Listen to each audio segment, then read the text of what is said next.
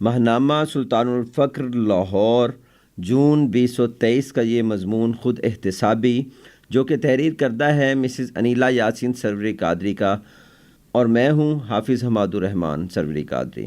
یہ عام مشاہدہ ہے کہ ہمیشہ وہی پودا مضبوط اور پھلدار درخت بنتا ہے جس کی بہترین نگہداشت کی جاتی ہے، اسے مضر جڑی بوٹیوں سے اور موسمی حالات کی تباہ کاریوں سے بچایا جاتا ہے۔ اسی طرح ایک انسان بھی معاشرے میں اسی وقت اشرف المخلوقات کے درجہ پر فائز ہوگا جب وہ اپنے باطن میں نفس، شیطان اور دنیا کی پیدا کردہ مضر اور تباہ کن نفسانی بیماریوں یعنی حسد، لالچ، کینہ، بغض اور جھوٹ وغیرہ سے پاک ہو جائے گا۔ انسان کی تعریف میرے ہادی آفتاب فخر سلطان العاشقین حضرت سخی سلطان محمد نجیب الرحمن مجزی اللہ الاقدس ان خوبصورت الفاظ میں فرماتے ہیں: آدمی سب ہیں مگر انسان خاص ہے۔ انسان وہ ہے جس کے اندر اللہ پاک کی ذات ظاہر ہو جائے۔ اصلاح شخصیت کے لیے ضروری ہے کہ انسان اپنا احتساب خود کرے، اپنے باطن کو مقرب الہی بنانے کے لیے ہر لمحہ اور ہر سانس تگ و دو کرے۔ خود احتسابی سے ہی انسانی فطرت مثبت ہوتی ہے، سوچ تفرقاتی نظریہ سے آزاد ہوتی ہے، علم و عمل کے تضادات ختم ہوتے ہیں اور سب سے بڑھ کر معرفت و قرب الہی کی راہیں کھلتی ہیں۔ آج مسلمان کی پست حالی، رسوائی اور زوال پذیری کی اصل وجہ خود سے ناآشنائی ہی ہے۔ انسان اپنی اصلاح اور تربیت پر توجہ دینے کی بجائے اپنی تمام تر صلاحیتیں دوسروں پر نکتہ چینی اور عیب جوئی جیسے نفسانی اور شیطانی کاموں میں صرف کر رہا ہے۔ ارشاد باری تعالیٰ ہے سورۃ حشر کی آیت نمبر 18 میں، اور ہر شخص کو یہ دیکھنا چاہیے کہ اس نے کل یعنی قیامت کے لیے کیا بھیجا ہے۔ رسول اللہ صلی اللہ علیہ وآلہ وسلم کا فرمان ہے، عقل مند وہ ہے جو اپنے آپ کو پہچان لے اور موت کے بعد کے لیے تیاری کرے۔ وہ شخص عاجز، عقل سے محروم ہے جو چلے تو نفسانی خواہشات کے پیچھے لیکن امیدیں اللہ سے لگائے۔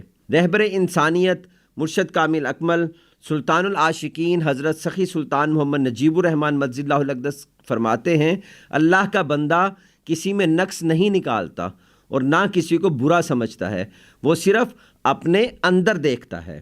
خواجہ شمس الدین عظیمی اپنی کتاب تجلیات میں تحریر کرتے ہیں، احتساب ایک ایسا عمل ہے جو تمام فاسد مادوں سے انسان کو پاک کر دیتا ہے، قوم میں توانائی اور زندگی کی روح پھونک دیتا ہے۔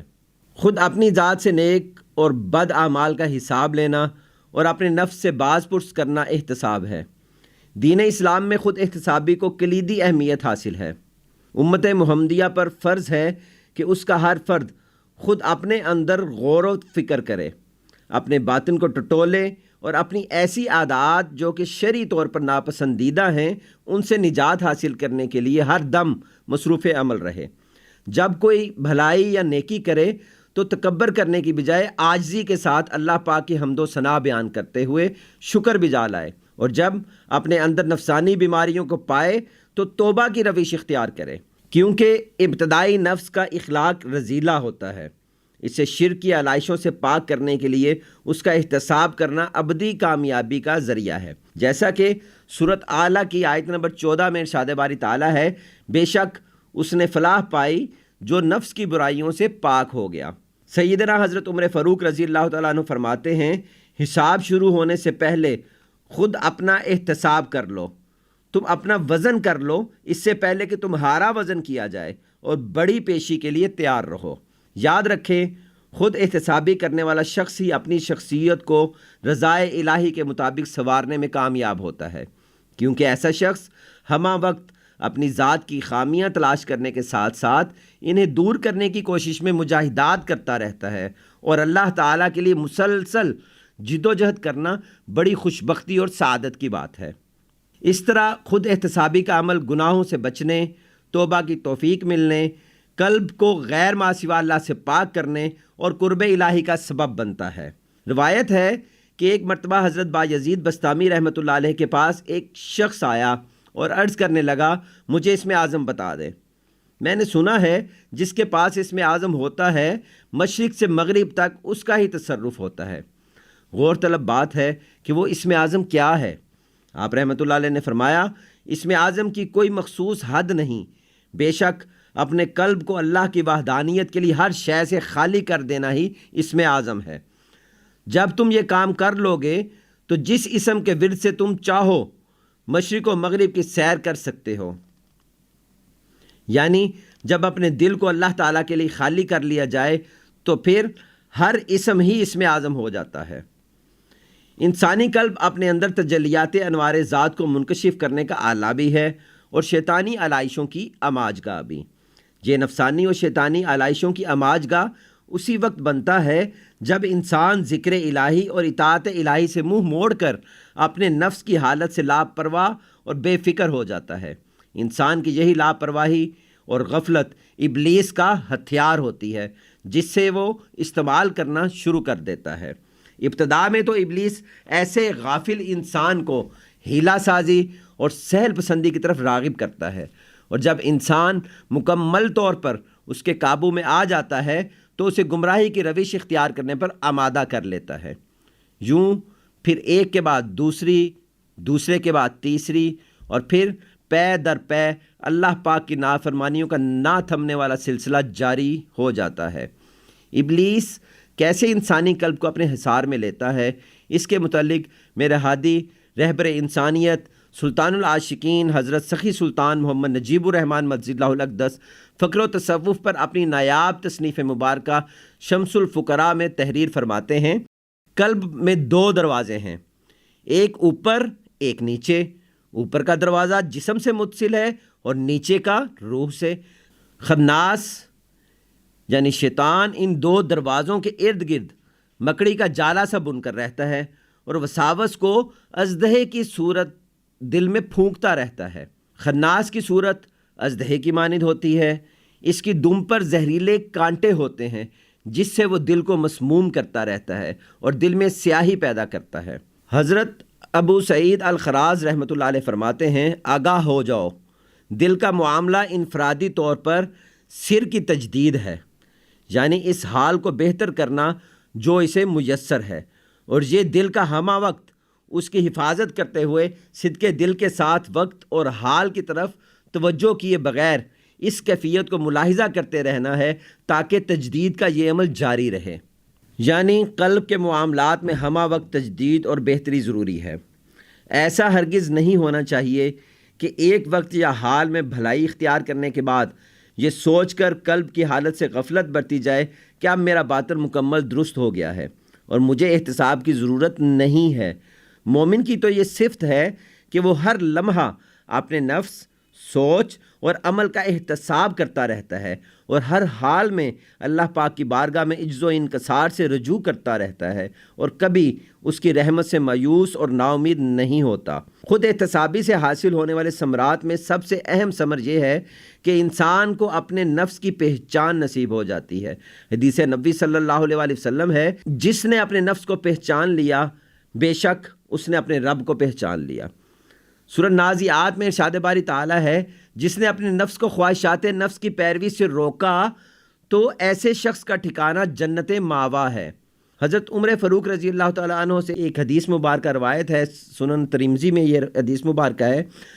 آپ فرماتے ہیں کہ روز قیامت حساب صرف اس شخص کے لیے سہل ہوگا جس نے دنیا میں اپنے نفس کا احتساب کیا ہوگا۔ سلطان العاشقین مجد اللہ الاقدس فرماتے ہیں، رب اور بندے کے درمیان نفس حجاب ہے۔ آپ فرماتے ہیں، جو انسان نفس کے نت نئے فتنوں کو قابو میں لاتا ہے وہی وصال الہی کی منزل تک پہنچتا ہے۔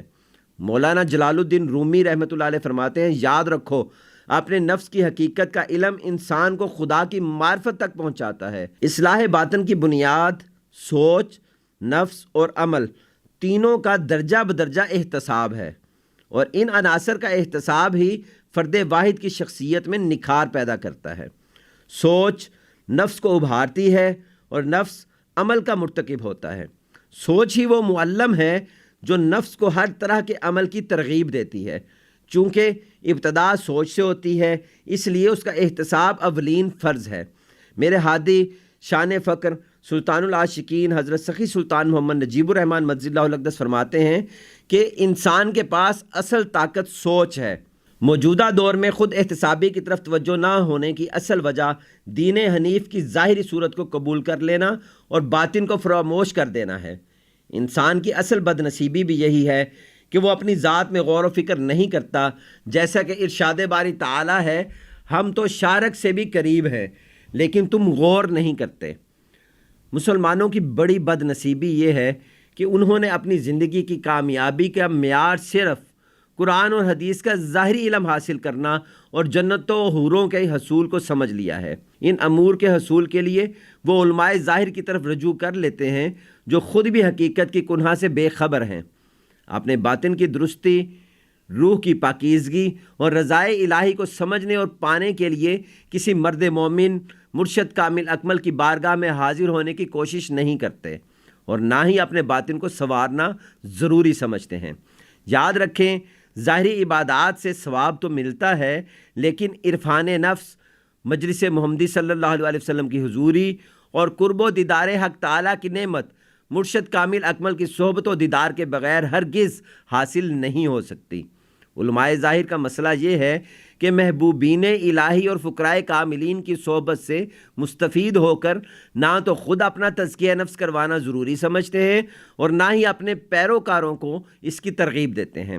اس لیے قرآن و حدیث و فقہ کے حافظ ہونے اور گھنٹوں تقاریر کرنے کے باوجود نہ تو اپنے پیروکاروں کے باطن کو صاف کر سکتے ہیں اور نہ ہی انہیں قلبی اور روحانی سکون عطا کر سکتے ہیں، الٹا ان کو باطنی طور پر اندھا کر کے جنت اور حور و قصور کے پیچھے لگا دیتے ہیں۔ اور اللہ کی رضا کیا ہے، انسان کا اس دنیا میں آنے کا مقصد کیا ہے، اس فکر تک آنے ہی نہیں دیتے۔ اس کے برعکس فقراء کاملین متوکل الی اللہ ہوتے ہیں، وہ دین کے ظاہر و باطن کی کنہا سے آگاہ ہوتے ہیں اور اپنے مریدین کی بھی اسی طرز پر تربیت فرماتے ہیں۔ مرشد کامل اکمل اپنے مریدین کو اللہ پر توکل کرنا، اللہ سے محبت کرنا، ہر عمل صرف اسی ذات اقدس کی رضا کے لیے سنت رسول صلی اللہ علیہ وسلم کے مطابق ادا کرنے کا حکم دیتا ہے۔ وہ اپنے مرید کو باطن کے اندھیروں سے نکال کر اس کی سوچ کو نئی جدت عطا کرتا ہے۔ اس لیے مرشد کامل اکمل اور علماء ظاہر کے پیروکاروں میں بھی فرق ہوتا ہے کہ مرشد کامل اکمل کا مرید ہر لمحہ خود احتسابی میں مبتلا رہتا ہے اور اپنی زندگی کو ایک لمحہ بھی احکام الہی کی اطاعت کے بغیر گزارنا محال سمجھتا ہے اور اس کے ظاہر و باطن میں یکسانیت پائی جاتی ہے۔ علماء ظاہر کے پیروکار اپنے قلب کی نگہبانی میں تسلسل نہیں رکھ پاتے۔ وہ فرض عبادات کی ادائیگی کے دوران تو قلبی یکسوئی اور عاجزی رکھنے کی کوشش کرتے ہیں، لیکن یہ حالت وقتی ہوتی ہے اور دنیاوی معاملات کی ادائیگی میں نفسانی بیماریوں کی آلودگی کی وجہ سے دوبارہ حصول دنیا کے لیے احکامات الہی کو پس پشت ڈال دیتے ہیں۔ اس تحریر کا مقصد کسی پر اعتراض کرنا ہرگز نہیں ہے، بلکہ انسان کی توجہ اپنے باطن کی طرف مبذول کروانا اور باطنی اصلاح کی طرف رہنمائی کرنا ہے، کیونکہ باطن یعنی روح ہی حقیقت ہے، اسی نے سزا و جزا پانی ہے، اسی نے دیدار و قرب الہی سے مشرف ہونا ہے، اور جب تک اس کی درست جگہ سے اصلاح نہ ہوگی تو یہ انوار حق کی تجلیات کو کیسے اپنے اندر جذب کرے گا۔ ارشاد باری تعالیٰ ہے سورۃ بنی اسرائیل میں، جو اس دنیا میں حق سے اندھا رہا سو وہ آخرت میں بھی اندھا اور راہ نجات سے بھٹکا رہے گا۔ اب سوال یہ پیدا ہوتا ہے کہ اس نفسانی اور مادہ پرست دور میں درست سمت میں خود احتسابی یا احتساب نفس کیسے ممکن ہے؟ یاد رکھیں، درست خود احتسابی یہ نہیں کہ مسلمان اپنی تمام تر توجہ اور صلاحیتوں کو اپنا ظاہر سنوارنے میں صرف کر دے اور باطن کے معاملے میں غافل رہے۔ اصل میں تو وہی قرب الہی پاتا ہے جس کا باطن مرشد کامل اکمل کی صحبت میں تمام تر علائش نفسانی و مادی یعنی حب دنیا، مال، حسد، کینہ، بغض، تکبر و لالچ وغیرہ سے منزہ و مبرہ ہو گیا ہو اور وہ ذات واحد کی جانب رجوع کرے۔ یہ دنیا آخرت کی کھیتی ہے، آخرت میں انسان کے لیے وہی ہے جس کی وہ دنیا میں جد و جہد کرتا ہے۔ جو اخلاص نیت سے حق تعالیٰ کی طرف رجوع کرتا ہے تو پھر حق تعالیٰ خود ہی اس کا نگہبان ہوتا ہے اور وہ اسے ضرور بالضرور اپنے مقرب اور محبوبین مرشدان کاملین کی بارگاہ میں پہنچا دیتا ہے۔ یہی امت کے ناخدا ہے۔ سورۃ المائدہ کی آیت نمبر 35 میں اللہ تعالیٰ ارشاد فرماتا ہے، اے ایمان والوں تقوی اختیار کرو اور اللہ کی طرف وسیلہ تلاش کرو۔ رسول اللہ کریم صلی اللہ علیہ وسلم نے فرمایا، اہل تصوف کی دعا کے متمنی رہو، بے شک اللہ کی ان پر نظر ہوتی ہے اور وہ ان کی دعائیں قبول فرماتا ہے۔ مزید فرمایا، محکم الفقراء میں یہ حدیث مبارکہ ہے کہ جو چاہتا ہے کہ اللہ کا ہم مجلس ہو تو اسے چاہیے کہ اہل تصوف کی مجلس اختیار کرے۔ دور حاضر کے صاحب مسمى مرشد کامل اکمل، شہنشاہ فقر، مجدد دین، آفتاب فقر، سلطان العاشقین حضرت سخی سلطان محمد نجیب الرحمن مجزی اللہ الاقدس کی ذات پر انوار ہے۔ آپ مجزی اللہ الاقدس سلطان العارفین حضرت سخی سلطان باہو رحمۃ اللہ علیہ کے سلسلہ سروری قادری، جو کہ مختلف مشائخ کرام سے ہوتا ہوا سلسلہ در سلسلہ سیدنا غوث العظم رضی اللہ تعالیٰ عنہ تک، اور پھر متعدد پاکیزہ نفوس سے ہوتا ہوا باب فقر امام المتقین سیدنا حضرت علی کرم اللہ وجہہ، اور پھر آقائے دو جہاں رحمت خدا نور ہو جناب حضرت محمد مصطفیٰ صلی اللہ علیہ وآلہ وسلم سے جا ملتا ہے کہ 31ویں شیخ کامل ہیں۔